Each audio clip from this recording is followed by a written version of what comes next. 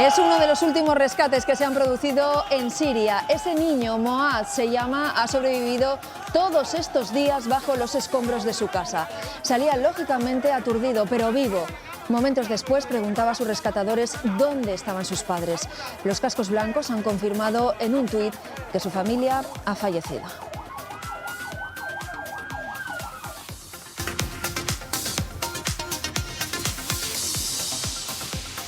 Hola, ¿qué tal? Ese pequeño Moaz protagoniza hoy nuestra primera imagen del día.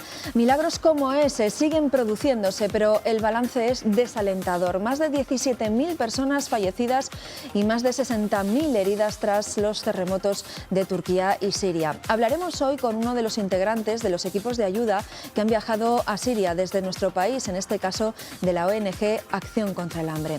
Además, les vamos a contar hoy la queja de varios alcaldes de la provincia de Segovia, entre ellos el del municipio de La Granja, porque el corte de la carretera en el puerto de Navacerrada impide que los turistas puedan acceder a sus municipios. Enseguida vamos a estar allí en Segovia para conocer más a fondo esta denuncia.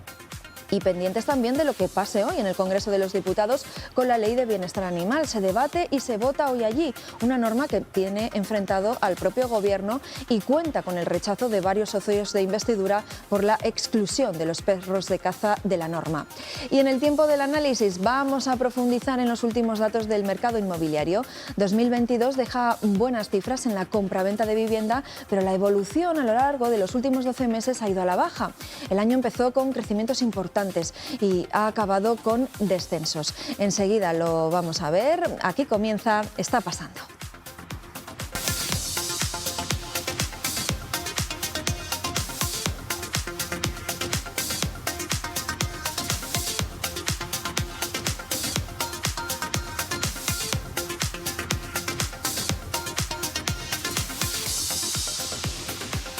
Pues vamos a comenzar en el Congreso de los Diputados porque allí hoy se debate y se vota la Ley de Bienestar Animal, Eduardo. Y es otra norma pilar de las que están enfrentando a los dos socios del Gobierno central, la Ley de Bienestar Animal, que se debate y se vota este jueves en el Congreso de los Diputados. El desencuentro está en la exclusión de la norma de los perros de caza a propuesta del Partido Socialista, con lo que no están de acuerdo en la otra parte, la parte morada de la coalición.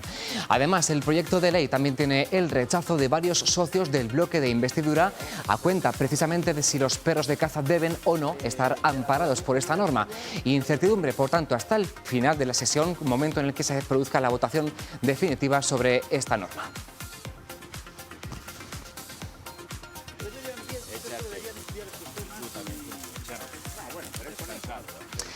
Y sonaba demasiado bien para ser verdad, incluso excesivamente fantasioso, y desde el principio levantó sospechas. Ahora la propuesta de convertir a Salamanca en una especie de nuevo Dubái se ha pinchado definitivamente. Hace unas semanas llegó a la ciudad una delegación con un supuesto macroproyecto de inversión que iba a atraer miles de millones de fondos de jeques árabes. Ya olía raro entonces, pero es que el ayuntamiento se ha dado cuenta ahora de que el asesor que impulsó esa iniciativa había falseado, Paco Gómez Salamanca, su título de licenciado en Economía. Sí, buenos días. Está siendo un día intenso en el Ayuntamiento de Salamanca, numerosas reuniones, gabinete podemos considerar de crisis después del estallido ayer de la burbuja de Peace City Wall, al saberse que el asesor municipal encargado de movilizar estos recursos, de supuestamente traer a la ciudad inversión externa, había falsificado su currículum para conseguir ese cargo, retribuido además con un importante salario anual, 57.000 euros. Eso ha sido la burbuja, la gota que ha colmado el vaso después de semanas de muchas sospechas.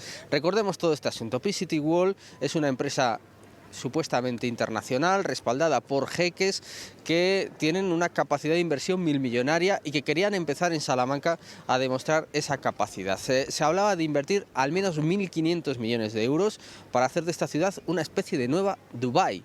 Ese era el compromiso con el que se movilizaron algunos proyectos en un congreso que tuvo lugar recientemente y del que no salió ningún compromiso concreto, pero sí un protocolo para seleccionar proyectos a gran escala en un plazo de 5 años. años. El Ayuntamiento de Salamanca empezó a recelar de esos proyectos, no había ninguna concreción, no había ningún dinero, pero sí se hablaba de esas posibilidades, por ejemplo, de convertir Matacán en un aeropuerto internacional a gran escala o hacer un telesilla para conectar el Alfoz con el centro de la ciudad.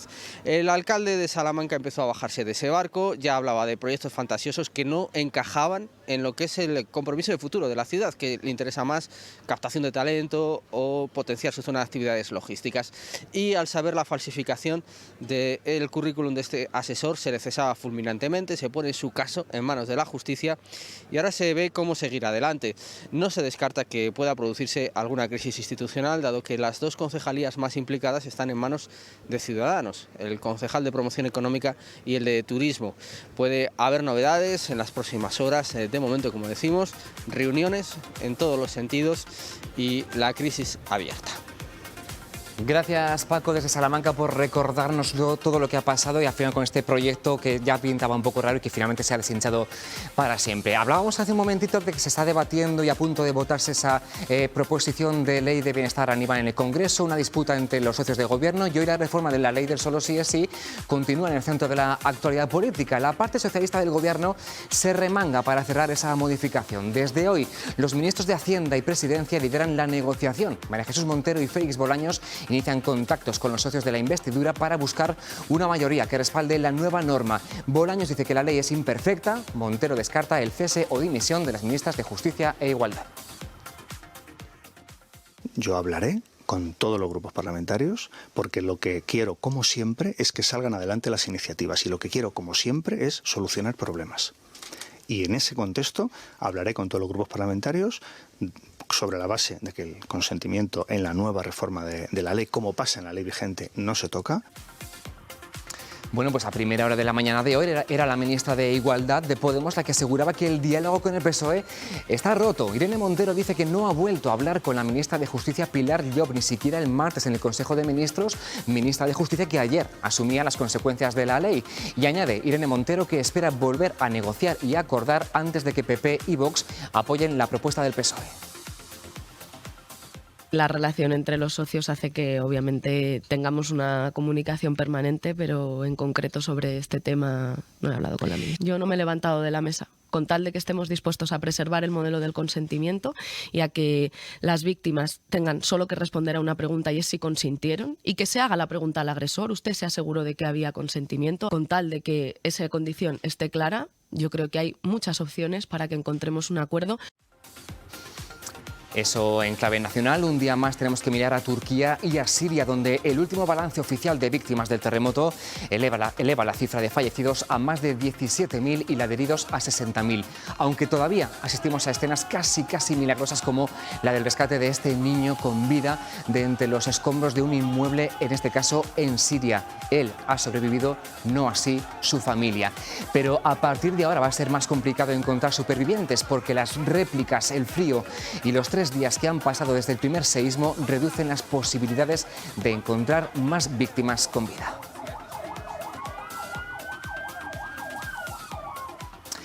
Bueno, también en el plano internacional, hoy el presidente de Ucrania, Volodymyr Zelensky, participa en el Parlamento Europeo, en un pleno extraordinario del Consejo Europeo. A su llegada, ahí lo ven, esas imágenes que nos llegan desde Bruselas a esa Comisión Europea, ha dicho que Europa seguirá siendo lo que está siendo hasta ahora y también se debe mantener el estilo de vida europeo. Ha dicho que nada va a impedir que siga adelante. Lo ha hecho en un discurso, en una declaración en ese Consejo Europeo. A partir de este momento va a mantener encuentros bilaterales con los 27 estados de la Unión Europea, entre ellos España. A su llegada a esa comisión, a ese Consejo Europeo, el presidente del gobierno español, Pedro Sánchez, decía que mostrará a Zelensky el apoyo de nuestro país, a él, al presidente, y también a Ucrania.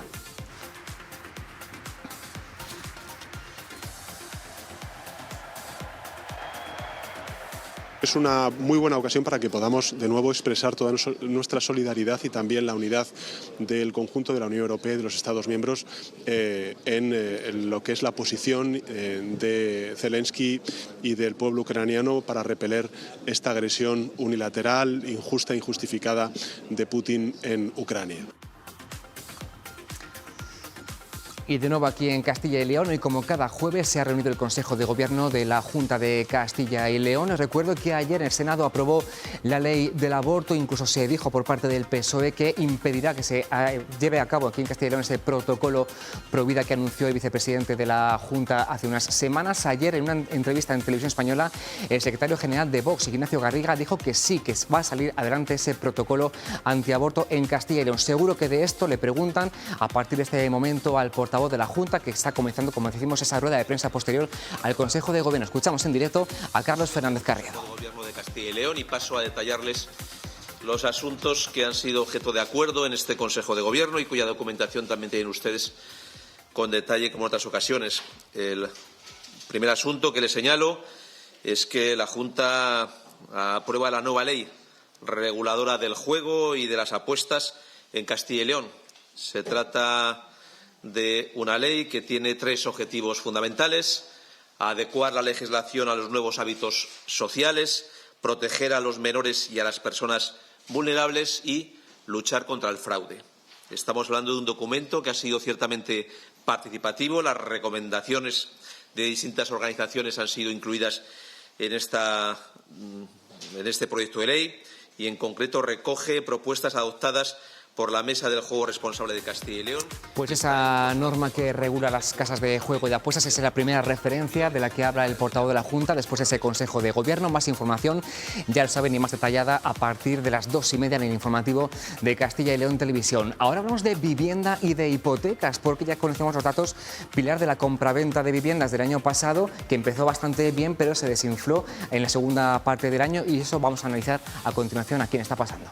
Sí, Eduardo, hoy vamos a analizar, como bien dices, el mercado inmobiliario. La compra-venta de vivienda cayó el pasado mes de diciembre, también bajaron los precios, pero podemos decir que 2022 fue un año bueno. En nuestro país se alcanzó la mayor cifra de compraventas de los últimos 15 años y algo parecido ocurrió también aquí en la comunidad. Enseguida vamos a concretar esas cifras. Está por ver ahora cuál será la evolución en estos primeros meses de 2023. Hoy nos acompañan Leopoldo Martínez de Salinas, decano del Colegio de Notarios de Castilla y León. Señor Leopoldo, gracias por estar con nosotros. Muchas gracias a ustedes. Y también nos acompaña Julio de Fuentes, que es gerente de la inmobiliaria Finval y que en alguna otra ocasión ya nos ha acompañado. Muchísimas gracias por estar con nosotros. Si les parece, para abordar mejor la situación, vamos a ponerle cifras a las operaciones de compra-venta de viviendas. Tenemos las estadísticas que maneja el Consejo del Notariado. Eduardo, cuéntanos. Sí, y que dice que el año empezó bastante bien, el 2022. De hecho, la venta de viviendas en el cómputo general del año batió récord, pero es verdad que todo se fue deshinchando en los últimos meses del año por el efecto de la subida del Euribor. Fíjense cómo en el mes de diciembre la compraventa de viviendas cayó en torno a un 18% respecto a diciembre del 2021, tanto en España como también aquí en Castilla y León, 18,3%. El primer trimestre prometía, pero el último cambió la tendencia. Aún así, como decimos, la media del año supuso un 6% más de operaciones, 720.000, la cifra más alta en 15 años y casi un 5% en Castilla y León, cifra récord desde 2008 con 34.000 compraventas. Ahí tienen las cifras en España y en Castilla y León. Con el precio ocurrió algo parecido. En la primera parte del año el precio del metro cuadrado llegó a subir un 11%, luego se moderó al 3,5% y en diciembre quedó más o menos como el diciembre anterior.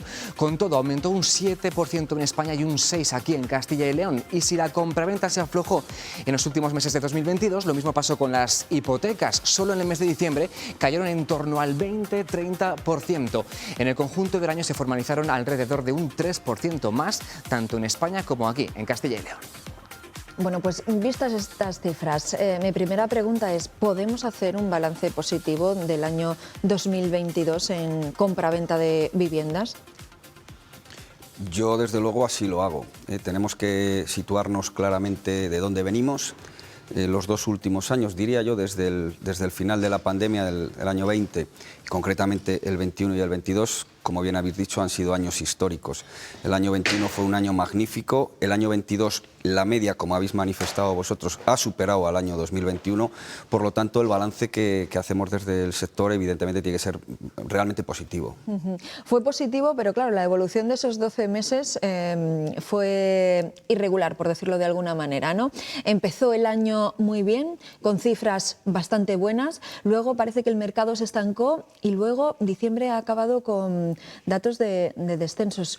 ¿Cómo lo analizan desde el sector inmobiliario? Bueno, desde mi punto de vista es algo bastante lógico que pase así, puesto que el año 2022 ha sido un año convulso, ¿no? Tenemos que tener en cuenta bueno, pues que nos hemos encontrado con una guerra que afecta a toda Europa al fin y al cabo, y evidentemente eso ha marcado mucho pues, comportamientos como los IPCs, como el incremento en los tipos de las hipotecas, etcétera, etcétera, ¿no? Y por lo tanto, pues evidentemente la gráfica que podemos encontrarnos pues, puede ser de dientes de sierra, ¿no? Un momento más alto, un mes más bajo, evidentemente tiene que ser así. Pero vamos, todo el marcado dentro de su justa medida en la situación convulsa que tenemos en este año 2022 y que esperamos que a lo largo del 23 se pueda corregir. Claro, empezó muy bien el 2022, pero en febrero a finales ya estalla la guerra en Ucrania. ¿Pensaban que iban a terminar 2022 peor de lo que lo ha hecho? Desde mi punto de vista, yo creo que la inmensa mayoría de profesionales pensábamos que podía ser una catástrofe. Tenemos que tener en cuenta que a nivel de vivienda nueva, los precios han incrementado, los precios de ejecución material de esa vivienda se han incrementado no menos del 30%.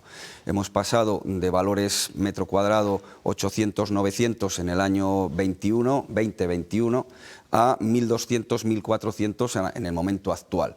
Eso evidentemente ha provocado sobre todo que las promociones, muchas de ellas, muchos proyectos que estaban ahí como mero proyecto se han paralizado por completo, otros incluso se ha desistido como consecuencia lógicamente de esa incertidumbre a la hora de poder fijar un precio en una ejecución material, ¿no? Entonces, ¿qué duda cabe que esto es un factor que condiciona radicalmente el mercado? Principalmente el de primera residencia, ¿no? Luego profundizaremos más en los precios. Leopoldo, claro, me imagino que todos esos datos habrán tenido su traslado, su reflejo, lo han notado en la actividad de las notarías de Castilla y León, supongo. Claro que se nota. Las notarías son el termómetro de la realidad económica y de otras cosas también. La pandemia, podríamos hablar también de qué efectos ha tenido en las notarías. Por lo que se refiere a la actividad inmobiliaria, claro que lo hemos notado. Lo hemos notado pues, desde el mes de febrero. Es una situación que tiene una explicación fácil de hacer. La guerra de Ucrania produce una situación en aquel momento fuera de análisis, posteriormente pues, dificulta extraordinariamente el tráfico internacional de materias primas, el petróleo, se produce un brote inflacionista desconocido en los últimos años. Los bancos centrales tratan de frenar eso mediante la subida de los tipos de interés. Bien, pues es el mundo, ¿no? Es el mundo. ¿Eso se ve en las notarías? Claro que se ve todos los días, pero además lo definitivo es que hay datos exactos y que esos datos proceden precisamente de las notarías, precisamente de las notarías. Sí, lo destacábamos antes. Claro, todavía no hay datos de del último mes, que ha sido el mes de enero, pero por la percepción que han podido tener en este primer mes, visto que diciembre se cerró con un descenso de las compraventas, ¿enero por dónde puede ir? Hombre, es muy aventurado, porque yo puedo observar mi despacho. Sí. Pero la impresión... Pues le pido que esa imagen sea la de... Es muy aventurado. Yo creo que las cosas no han cambiado sustancialmente. No han cambiado. Julio, por lo que observa en el mercado, por lo que se ha visto en este mes de enero, no sé si el mes de enero suele ser bueno o malo en el mercado inmobiliario, pero por lo que se percibe por las compraventas que se han cerrado en enero, ¿qué observa? No puedo estar más de acuerdo en lo que ha dicho don Leopoldo. Yo creo que el mes de enero históricamente es un mes relativamente bueno, probablemente porque viene de una inercia del mes de diciembre. Los finales de año suelen ser bastante buenos. Y este primer mes, en lo que refiere a mi despacho igualmente, no se ha notado grandes diferencias. Sí que es cierto, y comparto un poco la noticia inicial, de que es probable que se hayan bajado cierto porcentaje, hablaban ustedes del 18% el número de operaciones. Puede ser, pero claro, si tenemos en cuenta que venimos de un año récord, hablábamos de 725.000 viviendas, esto no se ha vendido ni en los años del boom, ni en los años del boom inmobiliario. Entonces, es decir, pues bajar un 18% es un porcentaje importante, pero sobre una cantidad muy importante de operaciones.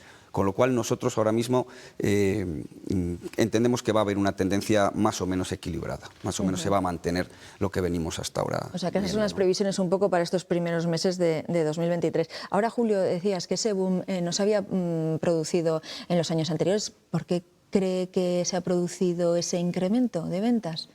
Bueno, pues igual que la negatividad en la guerra de Rusia ha afectado claramente al mercado inmobiliario, aquí hay un hecho que también ha afectado positivamente, que fue la pandemia. O sea, tenemos que tener en cuenta que hemos estado encerrados en casa pues varios meses, y es verdad que cuando se han levantado las restricciones, bueno, pues la gente se ha dado cuenta que quería cambiar de casa, que necesitaba más espacios, que quería una tipología de vivienda diferente, que quería una parcela, que quería un balcón. Y ha habido un auténtico boom inmobiliario en ese sentido. O sea, ha habido muchísima demanda y cambio, ¿no?, de mentalidad. Ahora se buscan viviendas, ¿qué es lo que se está buscando ahora mismo? No sé si se busca por la sostenibilidad, se sigue buscando por, no sé, por zona, porque nos interese de una manera determinada, o por el precio, por ejemplo, porque sean más baratas, o no sé, ¿qué tipo de interés hay? Hay Dos factores que son completamente determinantes, ¿no? Uno es la zona, evidentemente, y otro es el precio. Eso es lo fundamental. Sí que es verdad, como decimos, que ha habido cambio de gustos y bueno, pues hemos hecho muchas operaciones de viviendas unifamiliares que veníamos de una época en las que ni siquiera se valoraban o había bajado muchísimo el interés del mercado, pero que en este momento pues están aflorando y bueno, pues realmente se han hecho muchas operaciones. Leopoldo, estamos hablando de la evolución de la compraventa de viviendas a lo largo del 2022, también de los precios. Claro, me imagino que en todo ello habrá influido los tipos de interés, ¿no? Vemos al Banco Central Europeo que lo sigue subiendo. No sé si le trasladan también esa preocupación de la subida de los tipos de interés los clientes cuando acuden al despacho. Absolutamente. Esta misma mañana he hablado con una persona que me ha comentado que quiere amortizar el préstamo a toda costa para evitar la subida de los tipos de interés. Bueno, es comprensible y por tanto la respuesta es sí. En todo caso, yo creo que hay que analizar cada situación. No es lo mismo quien tiene un préstamo desde hace 5 años que quien lo tiene desde hace 20. El efecto sobre quien ya ha pagado la parte más importante del préstamo, si considera una subida del tipo 3, es mucho menor que quien está al principio. Por tanto, cada situación debe estudiarse específicamente. Eso es así, y la segunda parte de la pregunta es, ¿hay preocupación sobre esto? Mucha, mucha. De hecho, en este momento se observa un movimiento muy activo para renegociar los préstamos hipotecarios. Sí. Sí, muy activo, tanto para pasar a préstamos a interés fijo, como para pasar a condiciones. Muchas veces están buscando soluciones mixtas de interés fijo durante unos años, 4 o 5 años, que dan tranquilidad inmediata y en el futuro ya veremos. O sea que sí que se está notando que por lo menos la gente se lo está pensando, está buscando otras opciones. Sí, indudablemente. ¿Incluso ampliar hipotecas? No de momento, no de momento.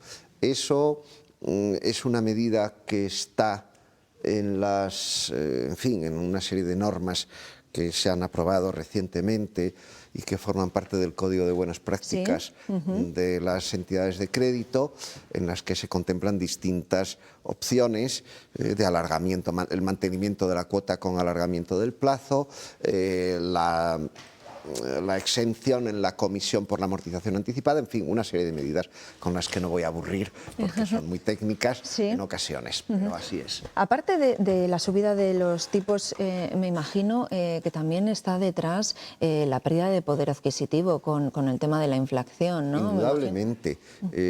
Comentaba Julio cómo la época del confinamiento ha sido muy importante en esta subida. Pues sí, lo ha sido por ese deseo, vamos a decir, de aire que todos hemos tenido durante esa época. Se ha ahorrado, no se ha gastado. Los intereses estaban muy bajos, las inversiones alternativas eran inciertas y ahora estamos en el panorama casi contrario. El incremento de los precios ha limitado muchísimo el ahorro, los intereses son caros, las inversiones en renta fija son muy atractivas. Fíjense ustedes en estas colas por las letras del Tesoro. Sí, es verdad. Claro, el cóctel de todo esto pues determina una retracción del mercado. Claro. Bueno, vamos a introducir otra variable en este análisis. ADICAE, la Asociación de Consumidores, estima que la banca debe unos 17.500 millones de euros en concepto de cláusula suelo a los usuarios y al menos otros 6 millones en gastos hipotecarios. Consideran que la mejor forma de hacerle frente a esta subida de tipos de interés es resolver estos abusos hipotecarios que todavía están pendientes. Eduardo, cuéntanos. Pues sí, la plataforma de hipotecas de ADICAE, que es la Asociación de Consumidores de Bancos y Cajas y Seguros, hace esta denuncia. Hace referencia a abusos como los relativos a las cláusulas suelo o los gastos hipotecarios. Asuntos que, aunque en muchos casos la justicia ha dado la razón al cliente y ha condenado a las entidades financieras a pagar, esto aún no ha pasado y ese dinero sigue sin devolverse. La plataforma hipotecaria de ADICAE, como decimos, ha comprobado que la banca debe a los hipotecados de todo el país 23.500 millones de euros en esos dos conceptos. Castilla y León es la sexta comunidad en la que más dinero deben, casi 1.200 millones de euros. De ellos, 336 millones son en concepto de gastos hipotecarios que deben a 338.000 castellanos y leoneses. Ya ven que la media es de unos 1.000 euros por cliente y otros 857 millones de euros que los bancos deben a casi 190.000 hipotecados de la comunidad son por las cláusulas suelo, hasta 10.000 euros por persona. ADICAE denuncia que mientras todo este dinero que la banca está obligada a pagar esté secuestrado, los hipotecados están afrontando subidas de tipo de interés, ejecuciones hipotecarias o reestructuración de la deuda. Con la devolución de este dinero que se han llevado los bancos y que ya está claramente estipulado y legalizado y sentenciado muchas veces que tienen que devolverse a los consumidores y que los bancos pleitean sin parar hasta el final, bueno, pues con eso a lo mejor no hacía falta casi ni darles estas nuevas ayudas o estas reestructuraciones, sino que directamente ya podrían paliar esa subida de los tipos de interés y del Euribor con esto que nos está debiendo la banca. Sí, Pilar, sobre esto hablaba el otro día la ministra de Trabajo, Yolanda Díaz, ¿no? Sí, hablaba de congelar las cuotas. Veíamos a la vicepresidenta del Gobierno, a Yolanda Díaz, que pedía a las entidades bancarias que den un paso adelante, que se comprometan con los ciudadanos y protejan a sus clientes ante el aumento de las hipotecas. Yolanda Díaz proponía directamente esto que van a escuchar. Ya conseguido en la negociación anterior la congelación, como saben, de las rentas del alquiler, pero vengo defendiendo que congelemos también las cuotas hipotecarias desde que se ha propiciado la subida, como ven, muy grave del Euribor. Bueno, pues la ministra propone directamente congelar las cuotas. ¿Qué les parece la medida? ¿Sería una manera de, no sé, reincentivar el mercado inmobiliario? Julio, Leopoldo. Bueno, sí. Ninguno de los dos quiere contestar, se lo está pensando. Sí, vamos, yo personalmente creo que no sería una medida para reincentivar el mercado inmobiliario. Otra cosa es que lo fuera para evitar situaciones sufrimiento. De gente que lo esté pasando mal, que no pueda hacer frente a las cuotas de la hipoteca, ¿no? Eso sería otra cosa. Pero vamos, ninguna de estas medidas son sencillas. Ya hemos hablado antes de que ya se han adoptado medidas que van en esta dirección, quizá no tan radicales. Quizá lo interesante sería establecer medios a través de los cuales las entidades de crédito y los usuarios, los prestatarios, pudieran llegar a acuerdos razonables, más que imponer soluciones. Yo creo que lo que hay que facilitar son los acuerdos razonables que ya se están haciendo. Julio. Pues estoy de acuerdo con lo que dice don Leopoldo. A mí me parece que lo que está proponiendo la ministra es un brindis al sol. Plantear estas cuestiones a la banca cuando venimos de unos años en que la crisis inmobiliaria ha sido terrorífica y la propia banca ha propuesto ya amortizas solo capital o amortizas solo intereses, te reduzco la cuota a la mitad. Esto es un brindis al sol. No sé qué quiere decir la ministra. No cobrar la cuota, no cobrarla para siempre, posponer su pago y en lugar de tardar 30 años en pagar el préstamo, tardar 40. Es un brindis al sol desde mi punto de vista. Sí, que no ha concretado tampoco la medida.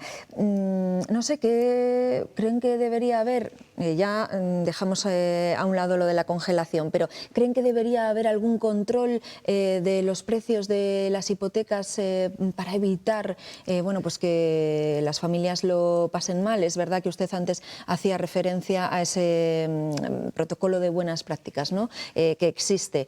Vamos a ver, mire, de nuevo es una pregunta complicada. Es una pregunta complicada. Las medidas intervencionistas del mercado son necesarias en ocasiones, pero también tienen consecuencias imposibles de prever.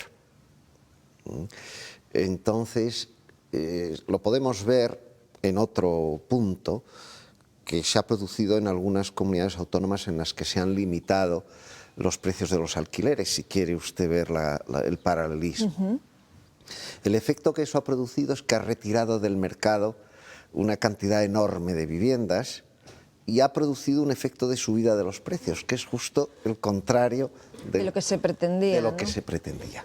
No digo que la situación sea exactamente igual, pero es peligroso adoptar decisiones que alteren un funcionamiento razonable del mercado. Y en este punto de los intereses, pues ese mecanismo está relacionado con las decisiones de los bancos centrales, que es a través de los cuales se sientan los criterios. Julio, me parece que asentía a lo que estaba diciendo Leopoldo. Es evidente, o sea, intervenir en el mercado ya se ha visto en otras ocasiones con el mercado inmobiliario, como bien dice Leopoldo. En el momento que se interviene en el mercado, pues las consecuencias son incontrolables. Lo que es evidente es que el mercado se regula solo, que pueda haber casos concretos en los que evidentemente haya que ayudar, que haya que aportar, está claro, pero lo que no se puede es intervenir el mercado porque sí. Estábamos hablando antes de bueno, pues esas peticiones que tiene la Asociación de Consumidores ADICAE de bueno, pues, devolver todos esos millones de euros en concepto de cláusula suelo a los usuarios. Ustedes me constan en las notarías que están muy alerta ahora de todas esas cláusulas que se incluyen en las hipotecas y que advierten a las personas muy específicamente, oiga, usted entiende bien lo que es esta cláusula. Me imagino que por la situación de la que venimos en 2008, ¿no? Y de lo que se produjo, ¿no? Bueno, hay que destacar que la actuación notarial aquí es esencial. Desde la aprobación de una ley que se llama la Ley de Crédito Inmobiliario, el proceso de concesión de un préstamo para adquirir vivienda pasa por una fase previa de información. Antes de firmar, hay que ir al notario. El notario explica con todo detalle cuáles son las circunstancias o las condiciones del préstamo que se ha autorizado, si alguna de las medidas o cláusulas que se pretenden introducir no son del todo ajustadas a la ley, se advierte, se habla con el banco, de modo que el notario, la cuestión aquí se planteó en cómo abordar lo que se llama la fase precontractual. Es decir, antes de que usted preste el consentimiento, necesita ser informado. ¿Quién mejor que el notario le puede informar? Pues yo creo que nadie, francamente. Entonces, los ciudadanos van solos, van sin el banco, estamos mucho tiempo aclarando, conversando y la medida ha sido muy eficaz. A todo esto, y permítame usted el comentario, esa actuación de los notarios es gratis. Los notarios estamos muy contentos de poder ayudar, de poder informar, de equilibrar las partes. Hombre, que todo sea gratis, pues a veces nos duele. Yo no sé si se han dado casos de, por lo que ha comentado, así entre vosotros, otros decanos del colegio, si hay gente que llega a esa última fase de la compra, de formalizar ya ante la notaría todos los documentos, y si por las advertencias de los notarios se han echado atrás. Bueno, no, porque eso se produce antes. Se produce antes. Se produce antes. En esa fase de información de la que le estoy hablando, pues hay ocasiones en que el que va a pedir el dinero se alerta. Dice, pues eso no lo tengo claro. O eso no me lo habían dicho. O eso. Entonces, bueno, suele solucionarse antes de llegar al último punto. Bueno, ese incremento de tipos de interés de los que estamos hablando, pues está subiendo las cuotas de las hipotecas y esto está impactando en las economías familiares. Nos lo han contado los propios ciudadanos. Vean. Entre 200 y 400 euros al mes es lo que podrán subir las hipotecas variables, aunque dependerá de la cantidad pendiente de pago. Teníamos 380 y ahora pagamos 395 o así. Algunos economistas hablan de una normalización de los tipos de interés en comparación a los últimos años. Por ejemplo, en una hipoteca firmada en 2011. La estimación que le hizo el banco en su momento era una cuota de 650 euros aproximadamente. Con la revisión actual le han subido la cuota a 610, algo por encima de 610. Pero sin embargo, durante todos estos años ha estado pagando por debajo de 600, incluso por debajo de 500. Si pedimos un préstamo para comprarnos un coche o una finca, también nos afectará. Sé que la cosa va a estar bastante chunga y posiblemente no pueda permitírmelo. Incluso la financiación de las empresas. Si la referencia de tipos es más alta, los inversores que puedan prestar ese dinero a esas empresas van a exigir más rentabilidad y, por tanto, para la empresa recibir financiación también es más caro. Y más caros también resultarán los productos finales que vendan. Compañeros, para la empresa recibir financiación también es más caro y por ahí también hay datos del Consejo de Notarios, ¿no? En 2022 se produjo también un descenso del número de sociedades. Leopoldo. Sí, así es. Permítame hacer un paréntesis en relación con los tipos variables. Una de las informaciones que se contiene en esa información precontractual y en la que los notarios insistimos mucho es en un documento de distintos escenarios de los tipos de interés. El que toma dinero a préstamo tiene que saber que cuando está funcionando con un interés variable las cosas pueden cambiar. Y insistimos mucho, mire usted, el escenario actual es este, con los tipos de interés es este. Ha habido momentos históricos en que con estos mismos datos usted tendría que pagar el doble. ¿Es usted consciente de que eso es así? ¿Puede usted asumir una cuota del doble de la que está pagando ahora?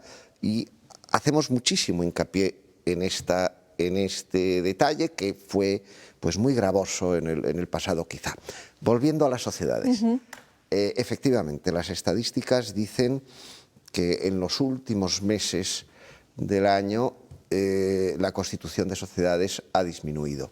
Yo creo que forma parte del mismo escenario del que venimos hablando. De la situación económica. Muy bien.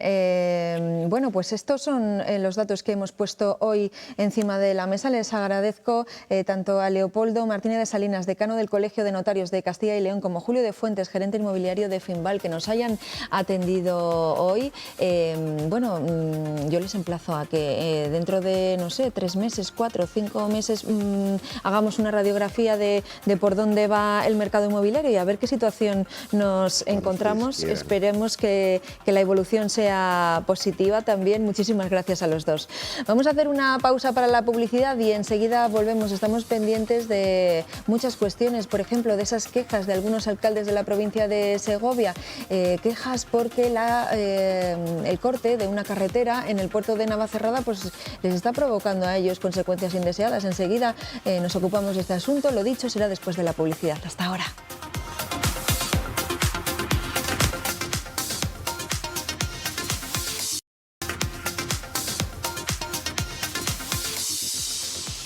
Seguimos en directo en Está Pasando y ahora nos hacemos eco de esa denuncia de varios alcaldes de la provincia de Segovia que se quejan del cierre de la carretera de Navacerrada.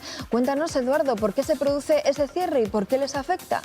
Bueno, ya saben que la gran afluencia de personas a Navacerrada ha derivado en situaciones de colapso en el puerto, caravanas de coches para allá y en muchos casos media vuelta después de ver que los aparcamientos están totalmente completos. Por eso la Guardia Civil, cuando pasa esto, la última vez el pasado fin de semana, corta la carretera de acceso desde Madrid y esto ha despertado muchas quejas porque aparte de no poder acceder al puerto y a la nieve, obliga a cancelar, Noelia Duque, reservas que tenían hechas por toda la provincia. Es una situación que se viene repitiendo los últimos fines de semana. El puerto de Navacerrada se colapsa, los aparcamientos se llenan a primera hora de la mañana y Tráfico en Madrid decide cortar la M601, pero con ello lo que corta también es el acceso directamente a la provincia de Segovia y las consecuencias se viven aquí, al otro lado de la sierra, en la vertiente segoviana, donde hosteleros como Jaime ven un fin de semana tras otro, cómo les cancelan las reservas. Bueno, tristemente es una realidad que en mi caso llevamos 29 años sufriendo, o sea, desde que abrimos el restaurante en el año 94. Cuando caen unos copos de nieve, lógicamente sale el sol, hace unos días preciosos, la oferta que arriba se ofrece, sobre todo al público madrileño, pues es la que es. Y eso es una realidad, lo tenemos claro. Y a partir de ahí nosotros sabemos que vamos a sufrir. Desde hace 29 años acudimos a diferentes reuniones, a los medios de comunicación para comentar este tema y hoy, en el año 2023, aquí estoy otra vez, 29 años después, para decir lo mismo. Busquen una solución, denos una solución. Creemos que no es una solución, o sea, esa carretera no va a fluir fácilmente, pero algo tiene que fluir. Lo que no puede ser es una carretera que se bloquea a las 8 o a las 9 de la mañana y nosotros perdamos todas las reservas, todo no sé qué y todo lo que nosotros llevamos detrás, distribuidores, proveedores, personal, es decir, y entonces es frustración tras frustración en momentos después de una pandemia y ahora con una crisis por una guerra, es decir, es como nos dan ganas de tirar la toalla ya. Samuel Alonso es el alcalde del Real Sitio de San Ildefonso, conoce muy bien esta situación que se lleva viviendo desde hace años, que afecta a los hosteleros, pero a toda la economía de la zona, también a los propios vecinos. Y la solución no es fácil, se han puesto muchas sobre la mesa, pero ninguna parece llegar a término. Así es, ¿no? Afecta a la gente en general, porque son la hostelería, el sector servicios en general, ya no solo restaurantes, bares, hoteles, comercios y demás, ¿no? Y todo lo que eso arrastra en una provincia como la de Segovia, además, que el sector servicios es principal en su economía, como hablábamos, ¿no? Además, desestacionalizando esa economía, hablamos de los meses más crudos en la provincia de Segovia. En ese aspecto conseguimos que la nieve también sea un tractor de atracción, pero no se puede convertir en un problema. Venimos reivindicándolo desde hace muchos años, diferentes medidas sobre la mesa. Hay dos comunidades autónomas implicadas, en este caso la Junta de Castilla y León y la Comunidad de Madrid. Creo que los profesionales tienen la solución para efectivamente, como decía Jaime, no una solución definitiva. Entendemos que cuando hay un tránsito de vehículos con un número tan elevado como son los fines de semana en Navacerrada, no va a haber una fluidez de que puedas pasar como si no lo hubiera, ¿no? Pero tampoco creemos que la solución sea cortar durante 7 u 8 horas el paso a todo el mundo hacia el lado de la vertiente segoviana. Creemos que tiene que haber un punto intermedio y ahí es donde creo que los profesionales tienen que poner sobre la mesa y las administraciones hacer caso de eso que se les pone sobre la mesa en esa gestión del aparcamiento de la zona de arriba, en esa gestión de las carreteras, en esa posibilidad de ampliar el transporte público para que la gente suba en transporte público y baje en transporte público y no use el coche particular o lo use de la menor manera posible. Bueno, hay medidas, yo he escuchado muchas veces esas medidas en las reuniones, siempre son muy bien tratadas, bien aceptadas, pero no se han llevado a efecto todas quizás las que se tendrán que llevar. Lo hacemos desde una manera positiva, constructiva, en ningún momento es una crítica a los profesionales, la Guardia Civil hace su trabajo y las diferentes personas implicadas hacen su trabajo, pero creemos que podemos seguir mejorando y para eso estamos, para intentar aportar en positivo. Lo cierto es que cortar la M601 cada fin de semana tiene consecuencias no solo en este municipio, que es de los más cercanos al puerto de Navacerrada, sino también en otros como Torrecaballeros. Tu negocio, Goyo, está a 30 kilómetros del puerto y padecéis los efectos de esta decisión todos los fines de semana, el anterior mismo. Vivimos de eso. Torrecaballeros no tiene otra cosa que ofrecer. Se ha fundado, se ha hecho un grupo de hosteleros que nació circunstancialmente, eso está funcionando y nos debemos a eso, lógicamente. Entonces, si a nosotros nos cortan la vía de llegada para ello, evidentemente, pues te puedo decir que este fin de semana, pues el sábado concretamente, ha habido 40 personas que nos han anulado, entre ellos una mesa de 20, pero además con un problema añadido, como es que nosotros les pedimos al cliente si van a tomar asado, para reservarlo, para podérselo hacer de calidad al momento del horno a la mesa, como es el cordero y cochinillo. Una vez que nos lo han reservado, eso se pone en funcionamiento y demás. Además, lógicamente, el personal ya está contratado. A la 1 de la tarde no le puedo decir al camarero o al cocinero no vengas porque mira, nos han anulado estas personas y demás, con lo cual asumimos ese gasto una vez más, además de todo lo que estamos pasando, que ya creo que es obvio ni hacer siquiera el comentario. Creo que lo estamos sufriendo todos y en esto principalmente. No son solo molestias, tiene también una importante repercusión económica. Desde la subdelegación del Gobierno en Segovia lo que nos dicen es que es una decisión que se toma por seguridad y recuerdan que no se corta todo el acceso a la provincia porque hay otras dos vías.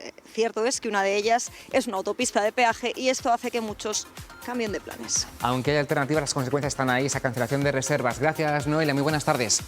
Y en Palencia se movilizan hoy los profesionales sanitarios. Recordarán que hace una semana el sindicato CESIF llamó a concentrarse delante de sus centros de trabajo en toda la comunidad para protestar por el caos sanitario que está perjudicando a los trabajadores y a los pacientes. Aquel jueves era fiesta en la capital palentina y ha sido esta mañana cuando hemos visto a médicos, enfermeras y sanitarios en general protestar por la falta de personal, el colapso y saturación de las urgencias hospitalarias y de atención primaria y también en protesta contra las listas de espera. Y atención a la imagen que van a ver a continuación porque es de lo mejor del arte y del patrimonio de nuestra tierra. 5 imágenes restauradas por la Fundación Las Edades del Hombre que, acabados ya los trabajos, están listas para regresar a otras tantas iglesias de la provincia de Valladolid de las que proceden. Ana Duarte, buenas tardes. Ahora mismo, ¿dónde se encuentran esas tallas y cómo han quedado? Muy buenas, Edu. Pues sí, esas 5 imágenes hoy se encuentran en el monasterio de Santa María de Valbuena porque van a estar aquí, pero luego volverán a sus municipios de origen. Son 5 imágenes, como bien decía, restauradas, en las que nos encontramos, por ejemplo, este Ecce Homo, que pertenece a la capilla del Ecce Homo de Arrabal del Portillo. Representa a Cristo presentado tras la flagelación y coronación con esa corona de espinas. Y es que, Edu, un dato curioso es que se le denomina precisamente Ecce Homo porque fueron las palabras que dijo en ese momento Pilatos. Otra de las obras restauradas es este Cristo del Humilladero, que pertenece al pueblo de Villán de Tordesillas, aquí en Valladolid. Pero no son solo estas 2 obras, sino que hay muchas más obras, son otras 3 obras más que se han restaurado, como por ejemplo el llanto sobre Cristo muerto. En esta imagen nos encontramos a Cristo muerto, a la Virgen María y además nos encontramos a San Juan y María Magdalena, y es una imagen que pertenece al municipio de Pedrosa del Rey.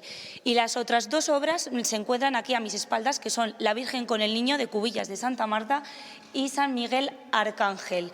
Son obras que han sido restauradas con diversas técnicas, como el sellado de grietas o la limpieza, para devolver esa luminosidad. Hoy se encuentran aquí en este monasterio de Santa María de Valbuena, pero serán devueltas a sus municipios de origen, Edu. Y no me quiero despedir sin antes que me han dicho que te dé recuerdos desde la Fundación Edades del Hombre, la gente de aquí, que debe conocerte. Pues dáselos de vuelta, que ya sé de quién se trata. Gracias, Ana, y enhorabuena por esa restauración, que contrasta mucho con la última imagen del programa de hoy, que vamos a recordar ese balance oficial de las víctimas del terremoto en Turquía y en Siria. 17.000 fallecidos y también 30.000 heridos. Buena parte de ellos en la parte siria, donde también están trabajando en labores de rescate y búsqueda personas llegadas de nuestro país, de España, como por ejemplo Borja López. Él es coordinador de Acción contra el Hambre. Borja, buenos días. Hola, buenos días. Bueno, ¿dónde os encontráis en este mismo momento dentro de Siria y qué es lo que estáis viendo ahora por allí? Bueno, yo estoy en Damasco, llegué ayer desde el nordeste de Siria, donde me pilló el terremoto.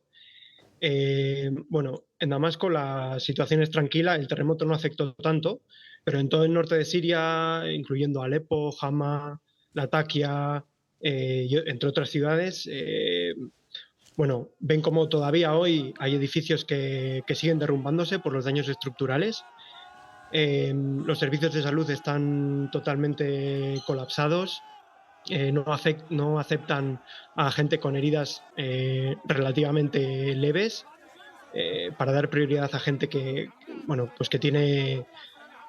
necesita intervenciones más graves. Y bueno, en este momento hay diferentes organizaciones trabajando en dar respuesta a las necesidades, entre otras organizaciones, para la que yo trabajo es Acción contra el Hambre, y estamos suministrando ya medicinas, suministros médicos, etcétera.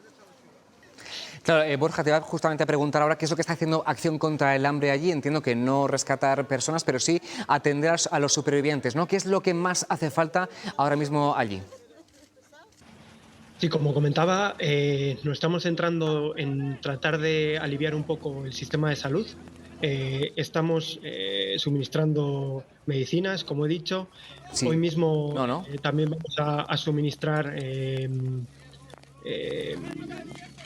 equipos para las ambulancias. Hay ambulancias, tienen ambulancias allí, pero algunas están en un estado muy precario. Así que esto es lo que estamos haciendo por el momento.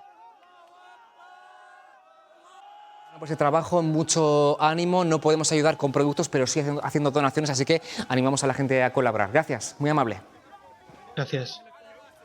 Bueno, pues así llegamos al final, Pili, pero hay noticia de última hora. Sí, hay noticia de última hora porque la Ley de Bienestar Animal ha salido adelante en el Congreso de los Diputados con el apoyo de los dos partidos del Gobierno, PSOE, Unidas Podemos y también buena parte de los aliados habituales. De todo ello les hablarán en el informativo de las 2:30 y nosotros nos vamos, pero que mañana volvemos otra vez aquí. Así que a partir de las 12:30 ya saben que tienen una cita con Esta Pasando. Los esperamos. Adiós. Adiós.